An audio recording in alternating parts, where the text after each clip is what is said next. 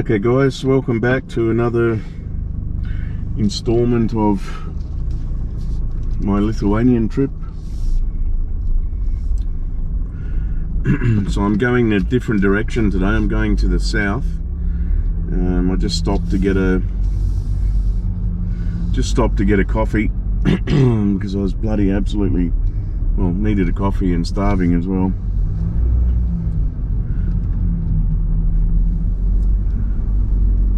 So yeah, turn right, then turn right. Pulled into a service station, got a coffee. Now I'm just navigating down the highway. Turn right. So yeah, like I said, this is an opposite direction. This is to the south.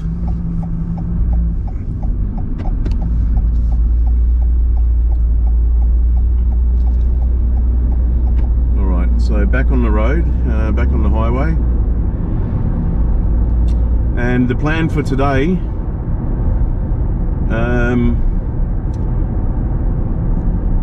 there's a road that goes very, very close to it literally hugs the border with Belarus, and the highway, it's not a highway, I think it's 600 meters, at the roundabout, take the second exit. It's like a secondary road, but it hugs the border with Belarus. So you can literally pull up right next to the border fence, which is only a small short fence about chest high. And the border markers are right there. So you've got the Lithuanian and the Belarusian border markers. So what I want to do is go there and just find that spot, park the car, take a few pictures, a little bit of a video, put my hand over the fence so I can say that my hand has been in Belarus. And who knows, it might get a patrol coming past. Might be a little bit interesting at the moment given what's happened with the Ryanair flight being pulled down by Belarus, and having the opposition person taken off the plane into custody. So yeah, very interesting times there.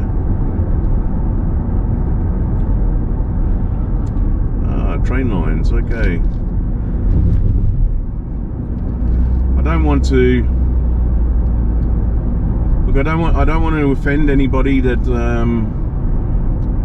you know, from Belarus, or anybody that's anti-government or anything. I don't want to really take those views there, but I wanted to visit Belarus last year, and unfortunately the trip got cancelled because they closed their borders 2 weeks before I was going to fly there because of Corona. But it's a place I've always wanted to visit. I just think it'd be, you know, it's a relic of the past. It's a relic of those times.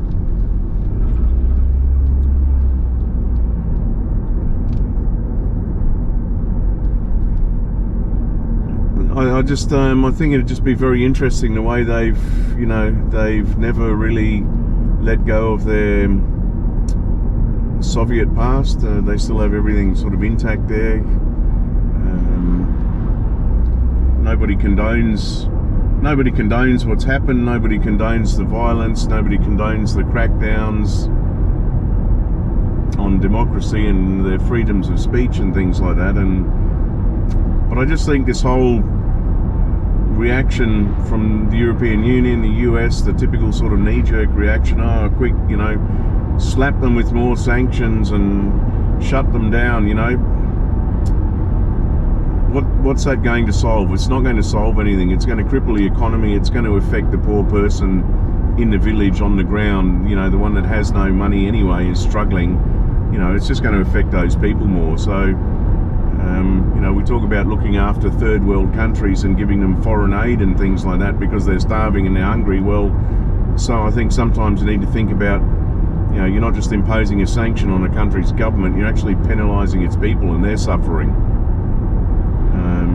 So there's got to be better solutions, you know, rather than just this knee-jerk, no, we'll freeze all your bank accounts and slap sanctions on you and stop importing your goods. You're just hurting the common person. Nobody was killed, flight wasn't shot down, you know, no injuries, no nothing. Was it the right thing to do? No, but is the reaction from everyone else proportional? I don't think so. I think it's a big overreaction. I think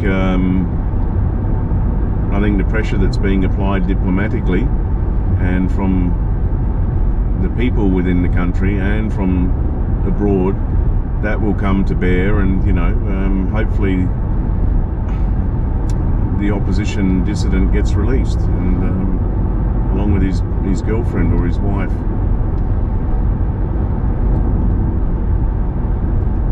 So anyway, that was a little bit of a big rant to do with Belarus, given I got on the topic. But yeah, I'm driving towards this location now. According to Google Maps, it's about another 40 kilometers. And like so many of my videos, when I'm driving, I don't know what it is, just the luck of the draw, but I always seem to get a bloody truck stuck in front of me. And of course, this is the middle of nowhere. It's a pretty empty road. As you can see, there's not that many cars on it. It's even a Monday, a weekday. And of course, I just get a truck stuck in front of me.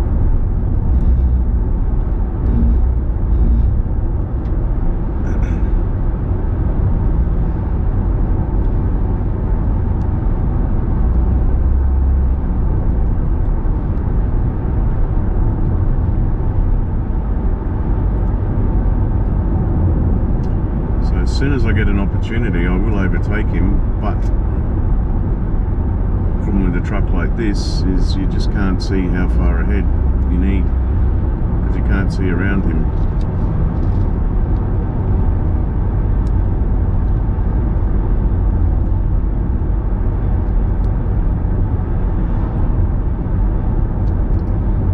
So I might, if there's another place to pull in up here somewhere, I might just pull in and let him get ahead. And I've got some clear driving, clear view. I don't think anyone watching this particularly wants to keep watching the back of a truck.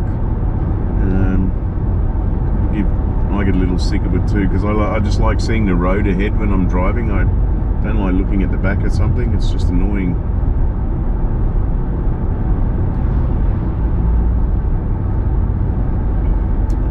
So I'll let this run a little bit. Maybe it might just be a continuous run until we get to that point, because I don't know if the battery will last that long. I might have to change batteries, but we've got 35 kilometers to go.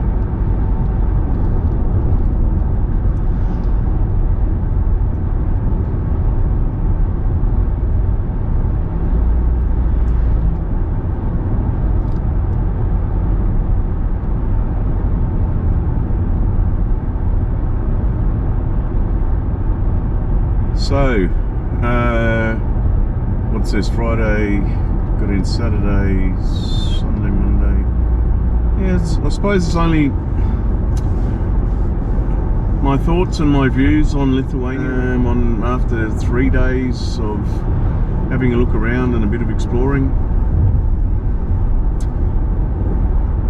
Look, in terms of the beauty of the country itself, absolutely outstanding. You can see it yourself, you know, it's just, it's green, it retains a lot of forest. I love the forest, as I've said before. I love driving through it. I just love that it gives a freshness to a place, because it's, you know, obviously the trees are the lungs, and they, you know, I just feel that, you know, the more trees you have, the more relaxed the environment is, the fresher it is, because they're breathing for you, you know.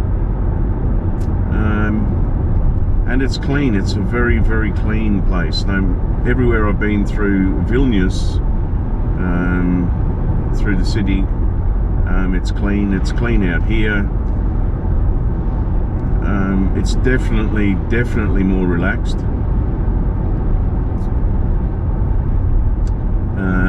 Relaxed to the sense it's almost too relaxed for me, I think. I said in one of the other videos, it'd be a perfect place to come to retire. If you just wanted peace and quiet, fresh air, relaxed environment, it'd be perfect for that. but for me it's probably a little bit too quiet. Right, so the environment is perfect. Driving, I never thought I was going to say this. Some of my other videos, you hear me complaining about driving in Bucharest, you know, and in Romania in general, in most cities and things, but particularly in Bucharest. But I never thought I was going to say this though, that I actually sort of start to miss it a little bit in a way. As much as it's wrong, a lot of the driving is wrong, and people drive aggressively, and there's an air of arrogance. You just get used to it because it's part of Bucharest, you know. It's part of what the place is, and the pulse that it has, and the whole character of the place. You know, it's part of that, and I miss that being here now. I was saying to my partner, I miss already. You know, I already miss. Told her I miss the place, and you know, can't wait to get back. And that's, yeah, I never sort of thought I would say that, particularly just about the driving aspect, because here they've adopted this very European feel to driving back here, traditional European driving style here. Like, everybody is very, very nice on the roads. I have not heard one horn, I've not heard one klaxon, one beep, you know, haven't heard one at all. There were people giving way this morning, letting other cars merge, you know, stopping, not blocking pedestrian crossings, leaving gaps at intersections, all that traditional, really good cultured driving stuff. That's the way they drive here. It's far more relaxed. Again, I'm driving here like I felt when I was driving in Poland not that long ago, you know, just even though I don't know the place and the country or anything, I can hop on the road and drive, and I don't feel uncomfortable. I don't feel nervous about it, because I'm not watching left, right, front, back. It's just people are far more relaxed here. The aggressiveness is not here. So from a driving aspect, it's it's you know, I suppose it's great. But do I miss that hustle and bustle and that of Bucharest? Yeah, strangely, I really do. I suppose I've just got used to it now, and like I said, it's part of the place. And the other thing, and I've said this before too with Bucharest, you know, you either love it or you hate it. And if you love it, it's because you're taking in all its aspects. It's good, it's bad, it's ugly, it's beautiful. You put all those together and you have Bucharest, you know. It has a life, it feels alive, you know. This place, as you can see now, I mean, it's a Monday, there's not that many cars, but again, there's just no people around. It's just, doesn't matter where it is. You just don't see people here. They just, I don't know, they seem tucked away and hidden.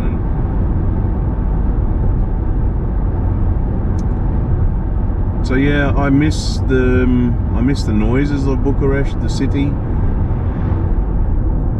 Like I said, I don't like horns and beeping, the arrogance that comes with, you know, using the horn in a really nasty way that you hear.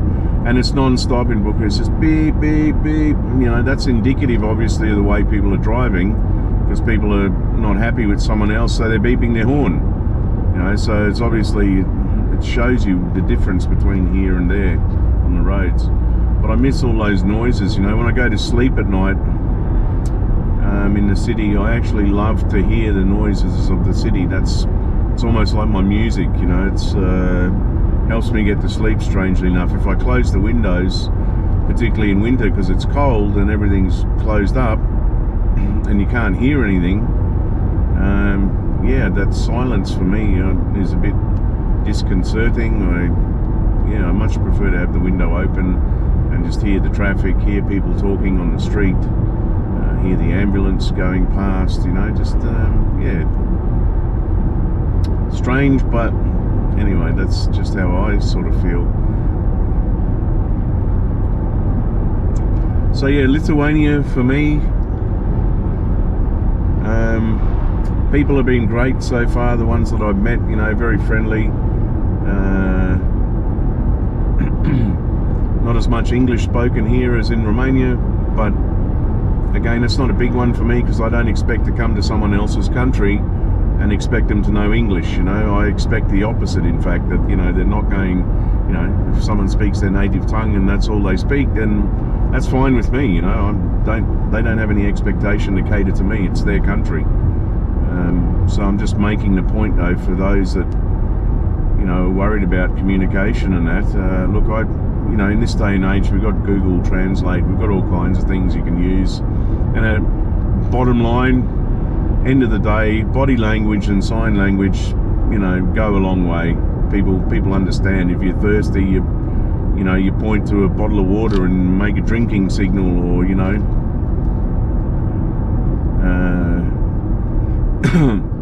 if you don't know how much something is, you point at the cash register at the calculator, and, you know, they'll understand and they'll show you in figures, things like that. So you get by.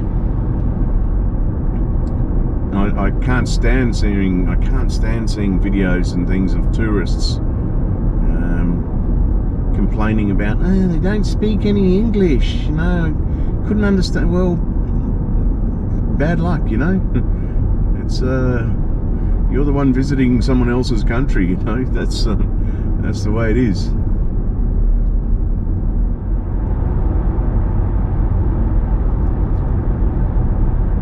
Turn left.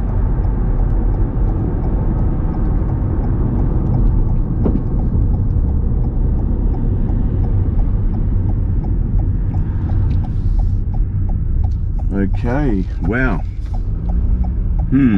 Didn't expect this. I didn't expect to go on a dirt road for far out. There's got to be, I'm just going to check. I just want to check if there's another option to keep going up that highway and get to the same place, because only 20 k's away. So if I kept going up that highway,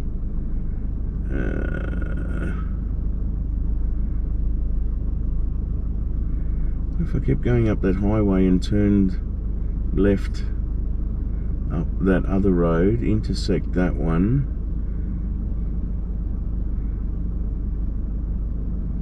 okay, alright. Look, I'm not a mad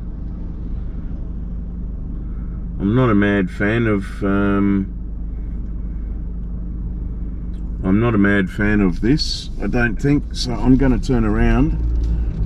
And go continue back down the road I was on.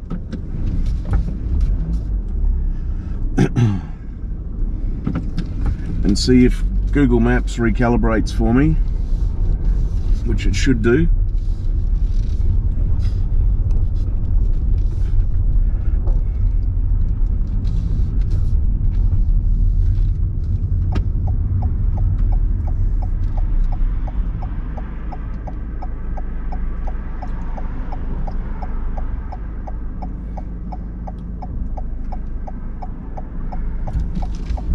That's good, because now I've got rid of the truck. Okay, let's see if this recalibrates.